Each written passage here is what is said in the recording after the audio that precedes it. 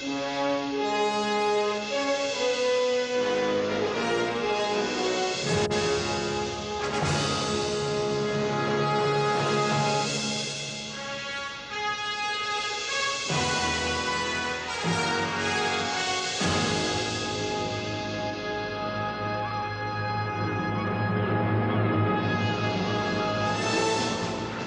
evening, I'm David Copperfield. Tonight I'm going to try the most difficult and dangerous challenge of my career. We're on Alcatraz Island, a fortress of stone and steel. It has been called the only escape-proof prison in the world. Of all the men who've tried to escape, at least a dozen have died or disappeared in the freezing shark-infested waters. Tonight, I'm going to put myself to the test as I attempt to escape from Alcatraz.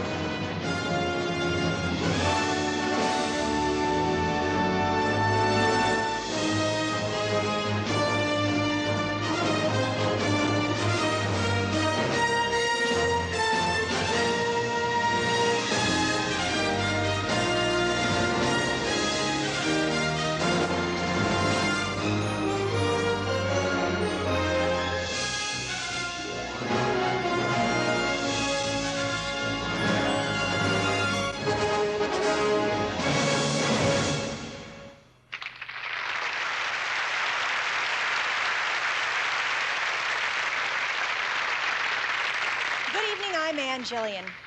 For the past 9 years, I've watched with you as David Copperfield has amazed the whole world with his legendary illusions. Last year, David traveled halfway around the globe to astound us as he walked through the Great Wall of China. The first of his spectacular illusions had us on the edge of our seats as he vanished a jet airplane completely surrounded by a ring of spectators. And millions tuned in along with a live audience on Liberty Island to witness the largest illusion ever performed as David Copperfield made the Statue of Liberty disappear. But it's not only the grand illusions that we see on television that keep us mesmerized. David's theatricality and flair for the dramatic are equally evident on the legitimate stage. And coming from a Broadway background myself, I can guarantee you that what you witness here tonight in front of a live audience with no camera tricks is the perfect example of what happens when the master of illusion blends the drama of theater with the mystery of magic. Ladies and gentlemen, Mr. David Copperfield.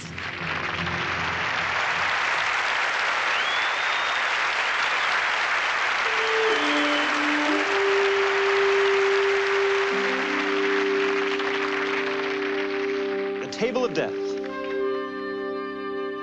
1,300 pounds of steel and spikes connected to a single rope. In a few moments, I'll be here, chained and handcuffed to the table below the spikes. The only thing holding up those spikes is this rope. But this rope is going to be set on fire. It takes 90 seconds for the rope to burn through. I'll have 90 seconds to make my escape before this.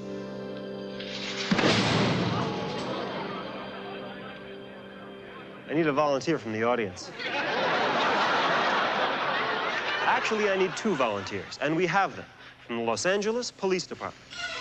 Hello, gentlemen. Why don't you step around the table? Help me remove the box. Once the box is off, examine the spikes. Make sure they're solid, that they don't break away, that they're sharp. Again, the rope will be set on fire with this torch. 90 seconds later, the rope will burn through and the spikes will fall. Examine the spikes. They look good to you? Solid as a rock. We've also examined these handcuffs or chains. How did you find them to be? These are real handcuffs. Put them on.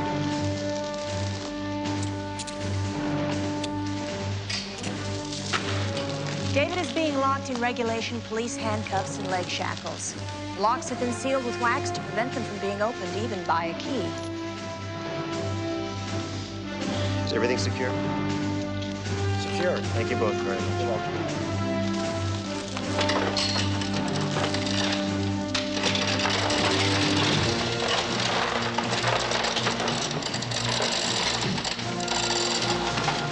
David is being locked to the table by 15 feet of tempered steel chain. The chain is being threaded through the rings welded to the table, then is locked to the floor with padlocks.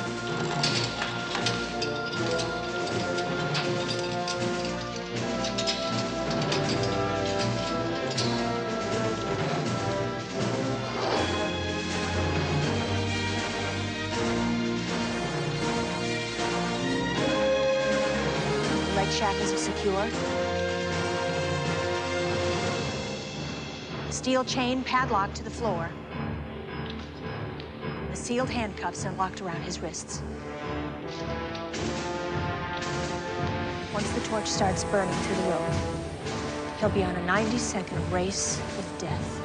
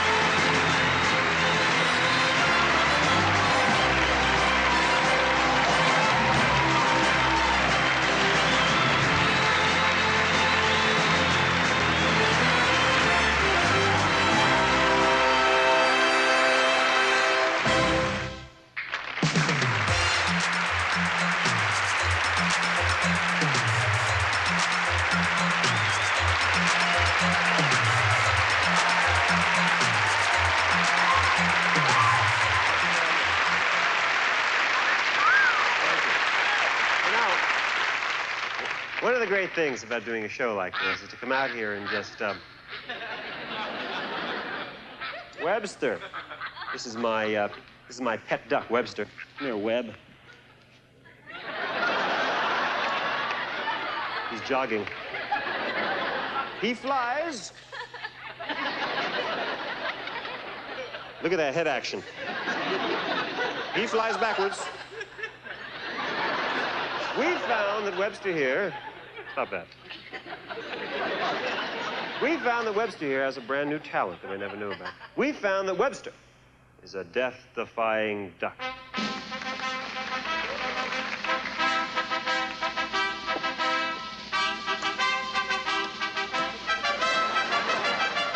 Are you ready, Webster? Webster swallows swords.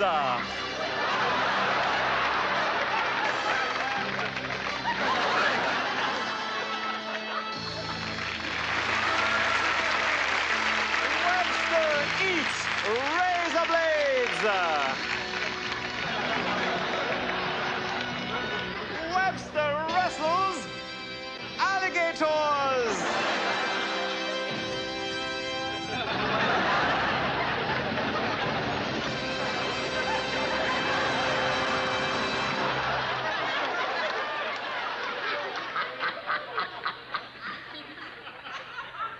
Thanks a lot, Duck.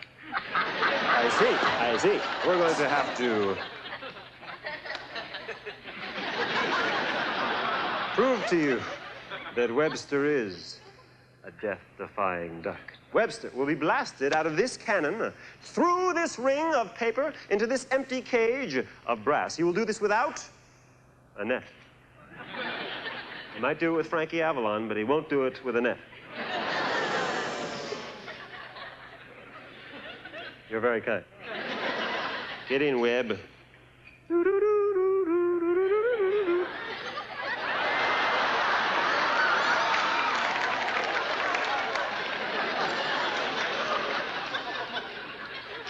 He loves this. I got an idea. Let's bank him in.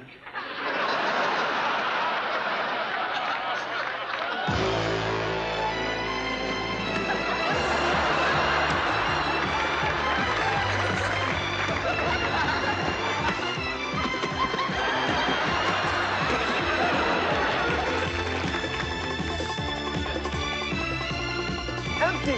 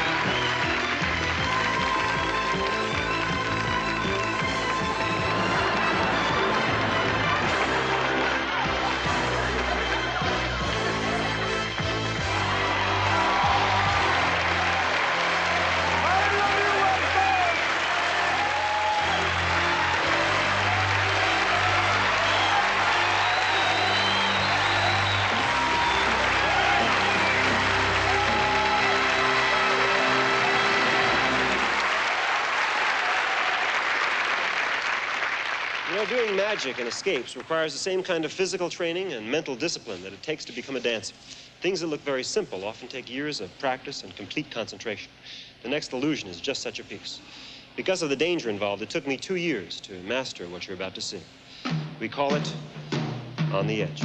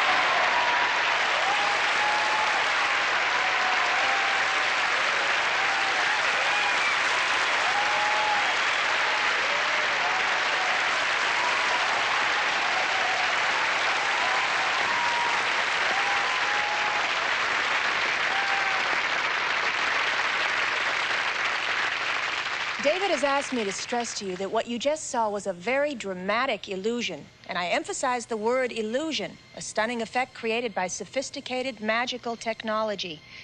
It also contains a tremendous degree of danger, and no attempt to recreate this or other effects should even be considered. David felt it necessary to tell you this because tonight, you're going to witness his most daring illusion ever. David Copperfield is going to attempt to escape from Alcatraz.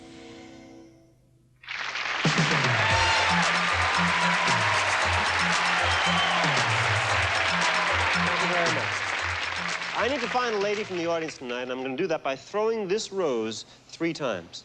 I'm going to throw it the first time. Whoever catches it will throw it again, and then whoever catches it that time will throw it one more time. The lady closest to the rose will help me with this next experiment. Here we go. Good. Give it a throw. Go for distance. It's incredible distance there. Go ahead, any direction you want. Good job. Okay, I guess the lady in the pink. Come right this way. Come right this way.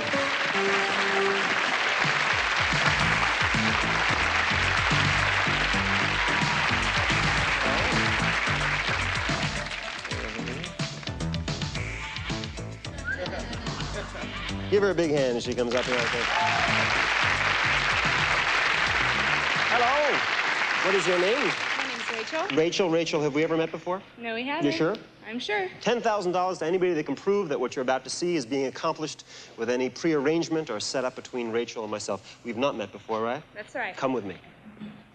Rachel, I have a blackboard back here. It's covered with a piece of fabric, but I've written something on it I don't want you to see just yet. But I'm going to leave it in full view, covered, hanging there in the air. Rachel, all I ask you to do is sit down right here and look straight at me. I know that's tough. And think of any city in the entire world. It doesn't have to be a major city, just any city whatsoever. What is it? Waukegan. Waukegan? Okay. Now, in your vision in Waukegan, what month is it in Waukegan? December. December in Waukegan. Now, imagine for a second that you and I are on a date.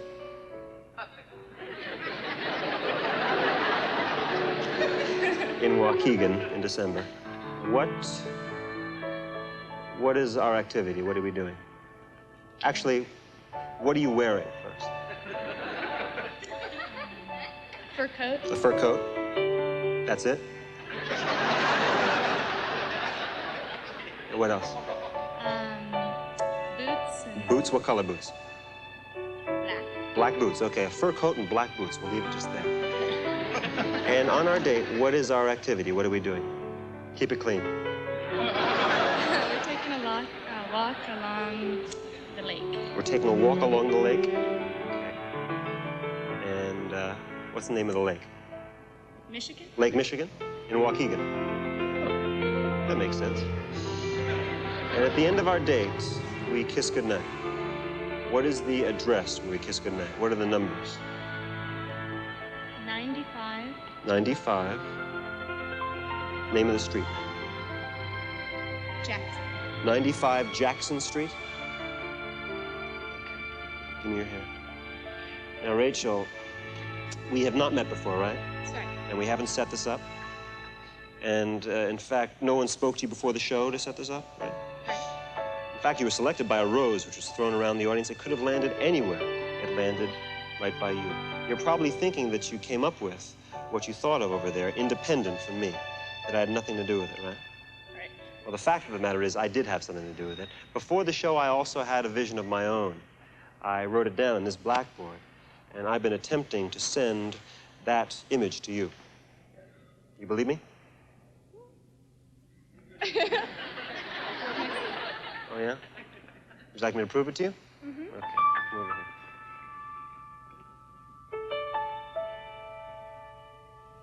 It was Waukegan in December. I met a girl in a fur coat with black boots.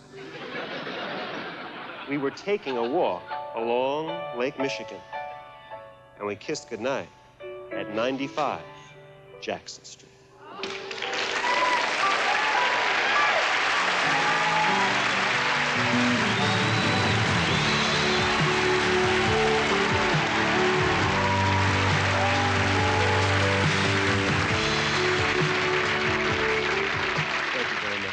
You know, one of the great things about doing a show like this is to connect. Webster, you're not supposed to be out here on stage, Webster. You can't just come walking out here whenever you feel like it. You do this every show you come out here on stage like this. We're gonna have to teach you a lesson. Do we have it? Well, bring it out here, bring it out here. I'm very lucky because I just happen to bring along with me today my duck-o-matic. It's a duck buster. Get in, Webb. Duck, duck. Notice the rollers in the front?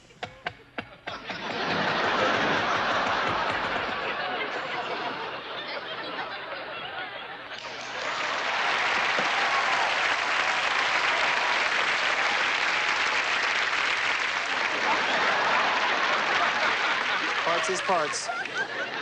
Time to go on a kid hunt.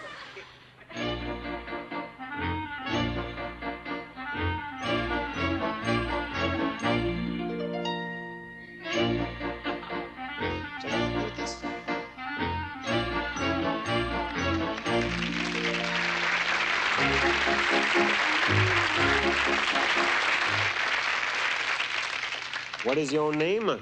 Matthew. Matthew? You married? No. Matthew, would you like to learn how to become a magician? No.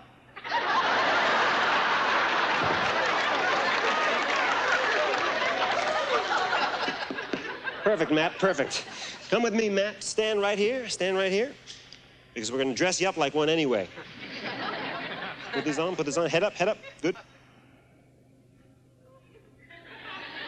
That's a dickie. Got my old coat, put it on. One sleeve, wrong sleeve, there you go. Other sleeve, good, nice fit, Matt. Got this hat for you, Matt. Head up, big smile, good, now.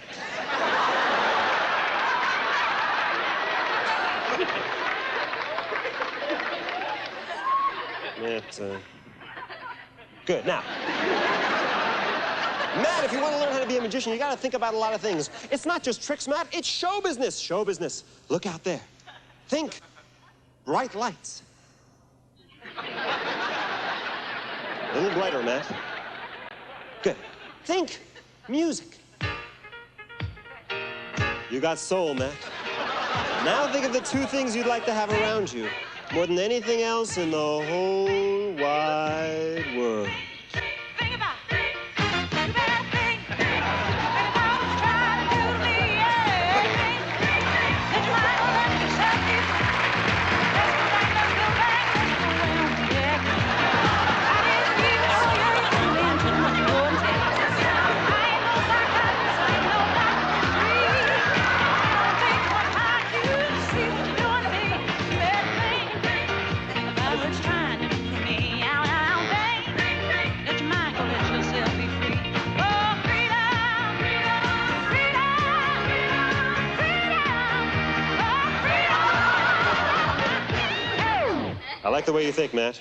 Hey, Matt, you like show business, don't you? Yeah. Yeah. Now it's time to move into the illusions, Matt. This is an illusion, Matt. This is the box. When I was your age, this is the box I used to produce little girlfriends for myself in. And it's absolutely positively empty. Check it out, Matt, check it out. Get back over there, Matt. Good. Stay there. I'm going to close up the box, but don't touch the door, okay? Stay there. Don't move. Don't touch the door. Very important the box remains shut for this trick to work. Because one of the great things about doing a show like this is to come out here and just... Matt, maybe you didn't understand. Don't touch the box, okay? Stay there. Don't move. Don't touch the box. Very important the box remains shut. You know, stay there. Don't move. Stay there. Don't touch the box. Very important the box remains shut for this trick to work. Because one of the great things about doing a show like this is to come out here and just... Wipe that smile off your face, Matt. Matt, I'll tell you what, Matt. Here, give me your hands. I want you to put a hand here. Put a hand right here. Good. Put another hand right here. Good. Freeze. Very important the box remains shut for this trick to work. Because one of the great things about doing a show like this is to come out here and just... He broke my box. Matt, you broke my box. I'll tell you what, Matt, I got an idea. Why don't you step inside the box? Go ahead, step inside the box. Go ahead, see if you can fix it.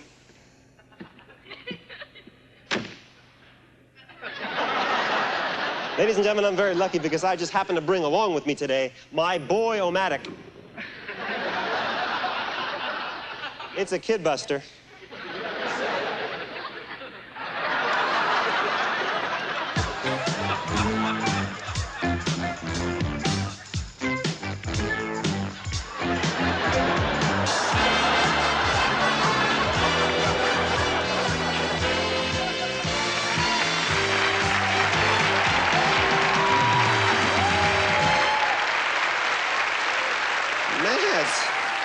do you think about that, Matt?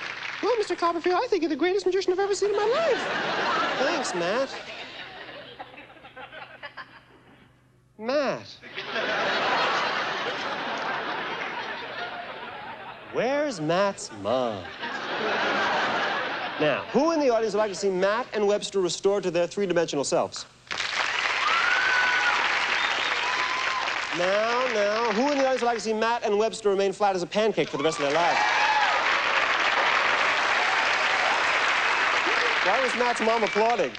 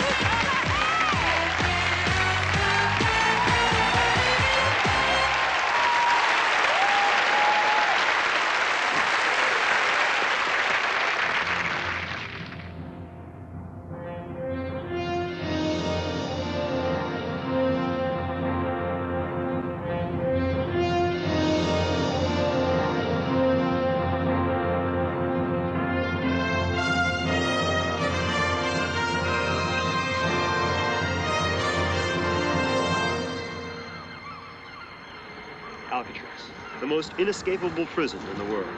Tonight, for the first time ever, I'm going to try the challenge that no criminal mind was able to overcome. Using techniques of magic and illusion, with no camera tricks, I'm going to attempt to escape from Alcatraz. Inside those walls were the most dangerous criminals the world has ever known. Al Capone, Machine Gun Kelly.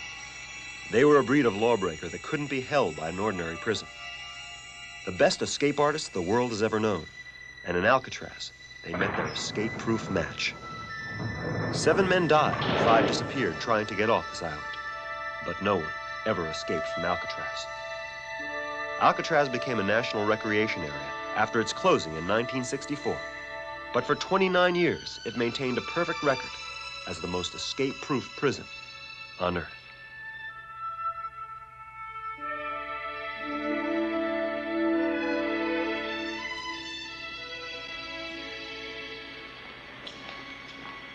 I've invited a committee of former Alcatraz correctional officers to join me here tonight, in addition to officers currently employed at other prisons around the country. Their job is to inspect the prison and to verify that the bars, the cells, the prison itself is still as escape-proof as it ever was. This is Frank Heaney, a correctional officer here from 1948 to 1951. He guarded over the likes of Machine Gun Kelly and Robert Stroud, the Birdman of Alcatraz. Frank, who stayed in that particular cell? Alvin Creepy Carpets, Public Enemy #1. Who caught him? J. Edgar Hoover, former director of the FBI. He caught him himself? Yes, he did, personally. Now, how is that cell constructed? What is it made of? Well, the walls are made out of 8-inch concrete. The dimensions are 5 by 7 by 9. The bars are made out of tool-resistant steel. Meaning what? Meaning that if you took a blade and started to cut through, there's a round bar inside that would slide back and forth, so it's impossible to get through. Now, supposing an inmate had a key inside, would he be able to get out? No, he wouldn't. There are no locks on these doors. How are they controlled? By the control center at the other end.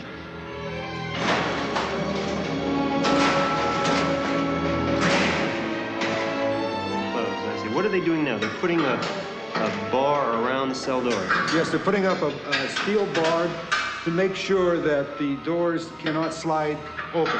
So even if you pulled the lever there, what would happen to the door?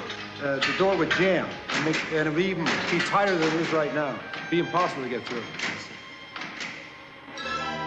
The correctional officers will follow me with these remote-controlled cameras. They've been placed along my only possible path to freedom. There are cameras mounted in the hallways, the cutoff areas, and even behind me in this cell. The officers will be watching from these monitors outside the prison. We've also invited a live audience to join the officers outside the prison to witness my attempt to escape. In addition, there's a handheld camera and a helicopter prepared to do an aerial search of the island. If I'm able to escape from the prison itself, this camera will go up in the helicopter and try to trap me from above. To make it a little tougher, they've also brought their dogs. These two attack Dobermans. They have been trained to my scent, and they'll have a free run of the island. My final goal is to get past the officers and dogs outside and completely off the island. Now, to give me a little extra motivation, I've asked the Department of the Interior for permission to place timed explosives throughout the prison. They agreed with a few conditions. One being that the UC Berkeley Police Bomb Squad set the explosives so that there would be no structural damage to the prison itself. This is Leroy Pereira of the Police Bomb Squad. Sir, what did you bring with you? Dave, as you know, we brought a large quantity of high explosive attached to blasting caps and timers. Well, what are they capable of doing? Well, we have set up a demonstration in another part of the prison. You'll see that the explosion won't destroy the bars or concrete. But anything living in a close proximity will be killed by the bomb. I know a lot of people at home will probably think that these explosives are fake or that they're a special effect. So tell them, please, what you brought. We brought real explosives. Now, there was one other condition we had to meet to use these explosives. It was insisted upon that I had a way of stopping the detonation. If I should get trapped, I can defuse the explosion and stop the timer by pushing this button. Although I appreciate everyone's concern for my welfare, I'm going to try my best not to go anywhere near that button. Now, gentlemen, have you examined that straitjacket thoroughly? Yes, I have. Is it unusual in any way? Nothing I can see, no. This straitjacket is made of triple-stitch canvas with straps and buckles riveted and sewn down the back. The sleeves are sewn shut at the ends. Gentlemen, strap me in as tightly as possible. Okay.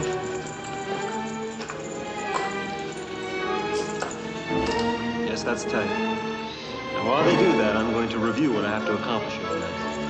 First, free myself from the straitjacket and escape from the cell before the explosives go off in 3 minutes. Then I'll go through a locked cutoff area with the second explosive set to go off at 6 minutes. From there, I'll have to make my way through a storage room with the third timed explosive set to detonate in 7 minutes. If I get that far, I'll need to go through the door, past the correctional officers and dogs outside, and escape completely off the island. Gentlemen, are the straps as tight as possible? Yes, yes, they are. Let me show. Now, you've examined the prison. Did you find any way that I can escape from Alcatraz? Absolutely impossible, David. For those of you at home, if it makes you feel comfortable to think that my attempt to escape from Alcatraz is just a TV movie, or that the explosives that the bomb squad brought are just special effects, that's fine. But the guards and the audience outside will attest to the fact that these bars are real. This straitjacket is real. And the explosives that the bomb squad brought are very real and very dangerous. All of my escapes will be accomplished without the aid of video trickery. Many men have risked their lives attempting to escape from Alcatraz. Tonight, it's my turn.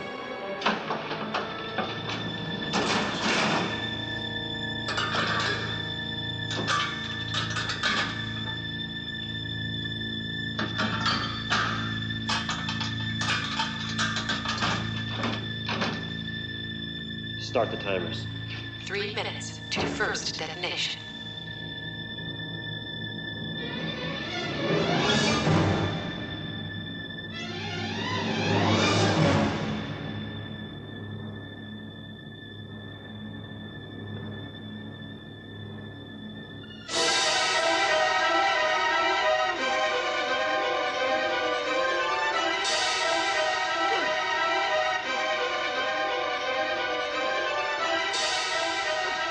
There are 2 minutes and 30 seconds to first detonation.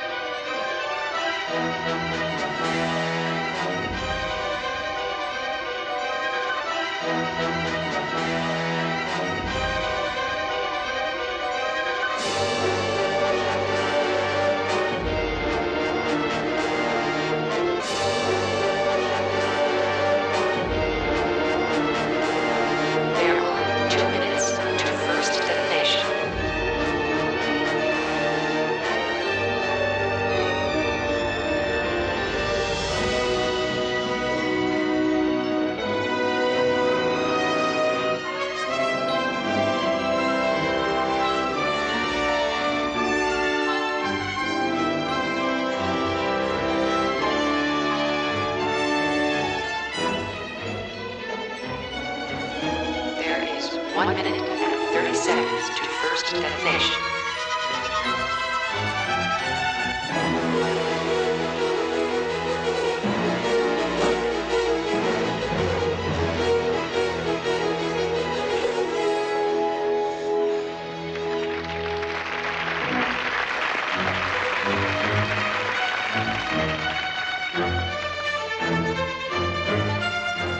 There is 1 minute to first detonation.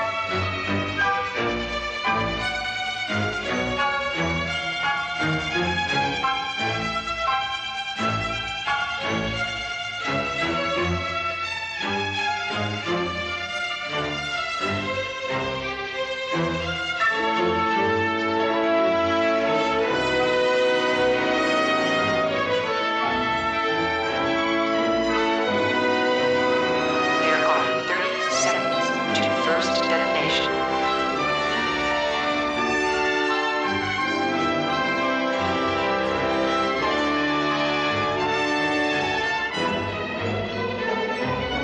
Fifteen seconds.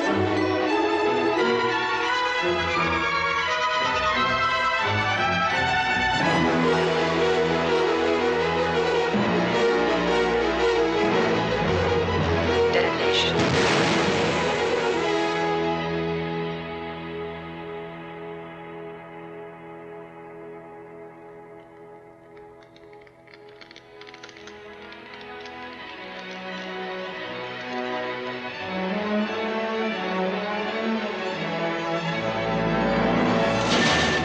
Three minutes to second detonation.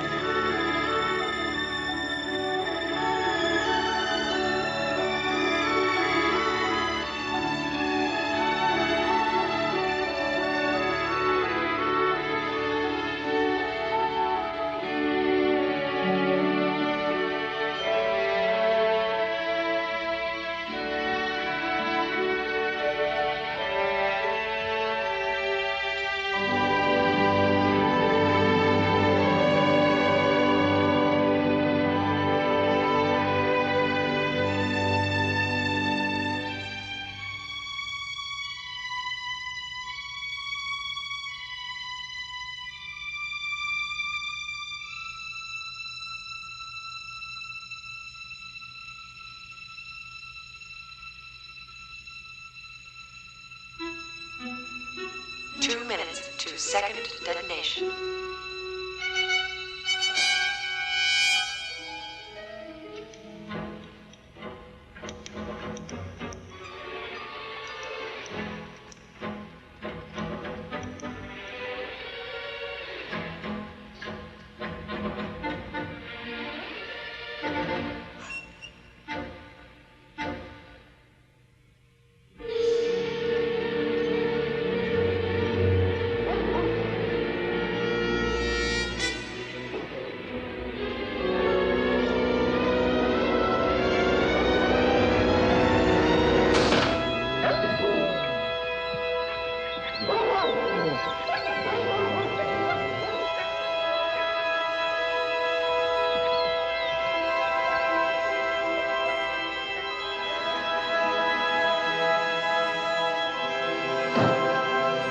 One minute to second detonation.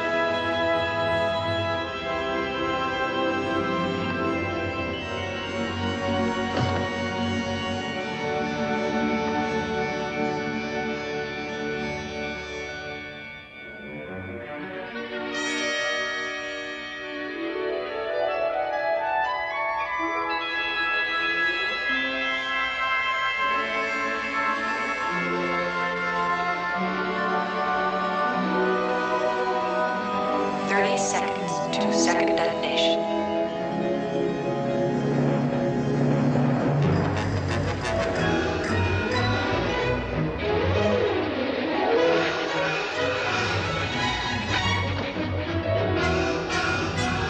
Seconds. 5, 4, 3, 2, detonation.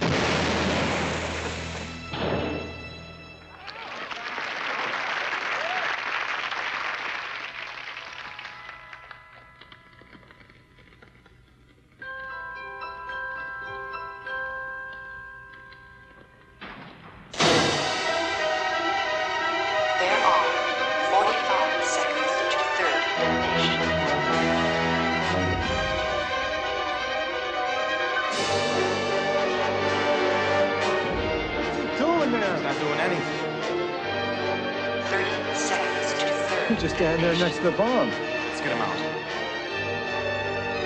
Let's go. Let's go. 20 seconds to third detonation. 15 seconds to third detonation. Stay back. Everybody stay back. David, third bomb. 10 seconds to third detonation. Get the door open. Get the door open. Get in there. Five, Turn off the bomb now. 3, 2, explosive disarmed. Should we go in there and grab him? Just keep the camera on. Keep the camera on him. He's not going anywhere.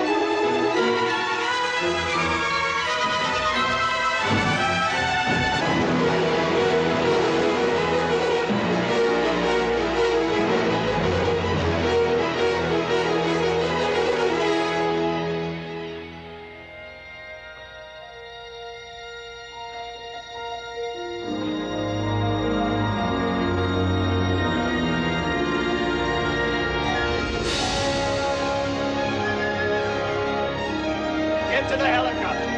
Get the camera up into the helicopter. Get the camera in the helicopter and do an aerial search now. You can take the parts out of the arm and get the camera into the helicopter. Everybody else, split off and search the island.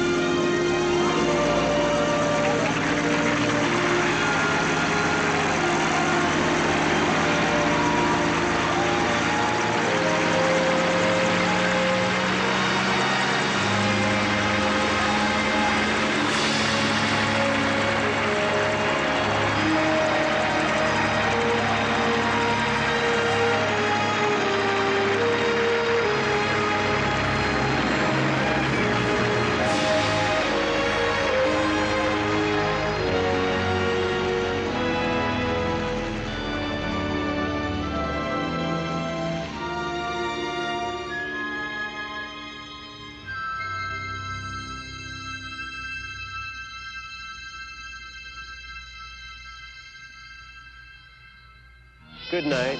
See you next year.